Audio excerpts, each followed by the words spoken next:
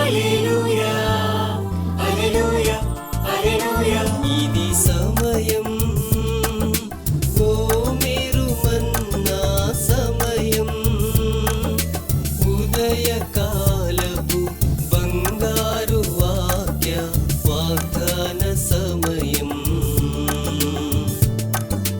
ఆదరించి బలపరచే ఓ మేరు మన్నా, మార్గం చూపి నడిపించే ఓ మేరు మన్నా, వాక్య వాగ్దాన సమయం, ఓ మేరు మన్నా సమయం.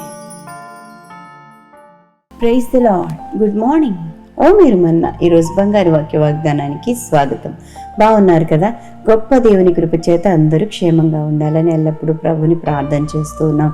ప్రియ దేవుని బిడ్డలారా, మరి ఈ దినం ప్రభు మనతో మాట్లాడుచున్న మాటలు విందాం, వాగ్దానాలు స్వీకరించుదాం. పిల్లరా, మరి ఇతరులకు కూడా ఈ వాగ్దానాలు షేర్ చేయండి. వారు కూడా ఆశీర్వదించబడ్డానికి, దీవించబడ్డానికి మీరే కారణం కావాలని చెప్పి ప్రభు యొక్క సత్య సువార్త లోకమంతటా ప్రకటించబడ్డానికి మనం సాక్షులంగా బ్రతకాలని చెప్పి తెలియజేస్తూ ఉన్నాను. షేర్ చేయండి, సబ్స్క్రైబ్ చేసుకోనండి, లైక్ చేయండి.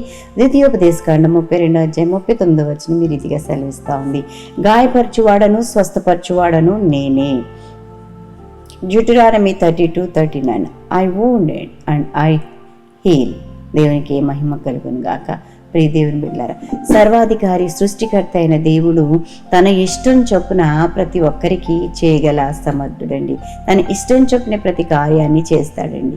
దేవుని యొక్క వాక్యంలో మనం ఏమని చూస్తున్నాం? ఆయన వాగ్దానం ఏమిటంటే, గాయపరచువాడను నేనే, గాయం కట్టువాడను నేనే అంటా ఉన్నాడండి. అవునండి, ఆయన చేతులే గాయం చేస్తాయి, చేతులే స్వస్థపరుస్తాయండి. ఆయన మన కొరకు గాయపరచబడ్డాడండి. ఆయన చేతులలో మరి మేకులు గుచ్చబడ్డాయండి. మనం చేతుల ద్వారా చేసిన పాపములను బట్టి ఆయన చేతుల్లో మరి మేకులు గుచ్చబడ్డాయండి. మనకు ప్రతిగా ఆయన గాయపరచబడ్డారు. ఇప్పుడు ఆయన ఏం చేస్తాడంటే, ఆ గాయపడిన హస్తాల చేత నిన్ను నన్ను స్వస్థపరుస్తాడు. అయితే ఇక్కడ ఒక్కొక్క మాట మనం చూస్తాం, గాయపరచువాడని నేనే అంటున్నాడు. కొన్ని సమయాలలో ప్రభువు మనల్ని గాయం చేసి మనకి బుద్ధి చెప్పి మనల్ని సరి చేసి ఆశీర్వాదాలతో నింపి నడిపిస్తారండి. దేవునికి స్తోత్రం. ఎప్పుడు తెలుసా? ఎప్పుడు ఇలా జరుగుతుందో తెలుసా ప్రియులారా? దేవుని మనం మర్చిపోతే అండి, ఆయన చేసిన మేలులను మర్చిపోతే ఒక్కసారి గుర్తు చేయడానికి కొన్ని గాయములను, శోధనలను ఆయన పంపిస్తూ ఉంటారండి. ఆయన శోధించి పరిశోధించి మనలను సంతోషభర్తలను చేస్తారండి. దేవునికి స్తోత్రం కలుగును గాక. పిల్లరా, మరి 50వ కీర్తనలో 22వ వచనంలో చూస్తే, దేవుని మరచు వార్లారా దీన్ని యోచించుడి, లేని ఎడ్ల నేను మిమ్మల్ని చీల్చివేయుదును, తప్పించువాడెవడును లేకపోవును అంటా ఉన్నాడు. ఆ పై వచనాలలో మనం చూసినట్లయితే పిల్లరా, మనము అనేక మార్లు ఆయన చేసిన కార్యాలు మర్చిపోతూ ఉంటాం. ఆయన యొక్క కృపలన్నింటినీ తల పోసుకోకుండా ఉంటాం. అలాంటి సమయంలో దేవుడు ఒక్కసారి మనకి ఆయన కృపలను జ్ఞాపకం చేస్తాడు. ఆయన మర్చిపోయిన వాటన్నిటిని గుర్తు చేస్తాడు. గాయం పెడతాడు, గాయాన్ని మాన్పే దేవుడు ఆయన, స్వస్థపరిచే దేవుడు ఆయన. ఎందుకో తెలుసా? ఆయన సృష్టికర్త అయిన దేవుడు, సమస్తమును ఎరిగిన దేవుడు, ఏది ఎప్పుడు ఎట్లా చేయాలో ఆయన ఎరిగిన దేవుడు. దేవునికి స్తోత్రం కలుగును గాక. కాబట్టి మన యొక్క జీవితాలు అలాగ చేసి నడిపిస్తారండి. అందుకే జీవం గల దేవుని చేతిలో పడుట భయంకరమని చెప్పి వాక్యం మరి హెబ్రీయులకు రాసిన పత్రిక 10వ అధ్యాయంలో 31వ వచనంలో మనం చూస్తూ ఉంటామండి. ఎందుకంటే ఆయన జీవాధిపతి, జీవము గల దేవుడు. ఆయన చేతిలో పడకుండా మనం భద్రంగా ఉండాలండి. దేవుని బిడ్డలారు, ఎప్పుడు ఆయన మన పట్ల ప్రేమ చూపిస్తూ మనల్ని ఆశీర్వదిస్తూనే ఉంటారు. కానీ అవి సొంతం చేసుకోవడానికి మన క్రియలే మనకి అడ్డుగా వస్తున్నాయన్న సంగతిని ఎరగకుండా ఉంటున్నాం. అందుకే దేవుని మరచు వారలారా అంటున్నాడు. నేను గాయం చేస్తాను, గాయాన్ని మాన్పుతాను, స్వస్థపరచువాడను నేనే, నా చేతులే మిమ్మల్ని స్వస్థపరుస్తాయని చెప్పి మళ్ళీ యెషయా గ్రంథంలో మనం చూస్తాము. అంతేకాదు ప్రియ దేవుని బిడ్డలారా, మనము దేవుని యొక్క వాక్యంలో హెబ్రీయులకు రాసిన పత్రిక 12వ అధ్యాయంలో 29వ వచనంలో చూస్తే ఆయన దహించు అగ్ని అన్న సంగతి మనకి కనబడుతూ ఉందండి. అవునండి ప్రియ దేవుని బిడ్డలారా, ఆయనకి విరోధమైన కార్యాలు చేస్తే దహించే దేవుడు అని చెప్పి, ఆయన ఎంత ప్రేమామయుడో అంత మరి అగ్ని వంటి దేవుడు అన్న సంగతిని మర్చిపోవద్దని చెప్పి మనవి చేస్తూ ఉన్నాను. అగ్ని తీర్పుకు గుర్తుగా ఉన్నదండి ప్రియ దేవుని బిడ్డలారా. గాయపరచువాడు ఆయనే, స్వస్థపరచువాడు ఆయనే. ఆయన బలిష్టమైన చేతి కింద దీన మనస్కులముగా ఉండి దేవుడిచ్చే ప్రతి ఆశీర్వాదాన్ని దీవెని మనం సొంతం చేసుకుందాం, దీవించబడదాం. అటు విధమైన కృపాభాగ్యం పరిశుద్ధాత్మ దేవుడు మనందరికీ అనుగ్రహించి నడిపించునుగాక. ఆమేన్.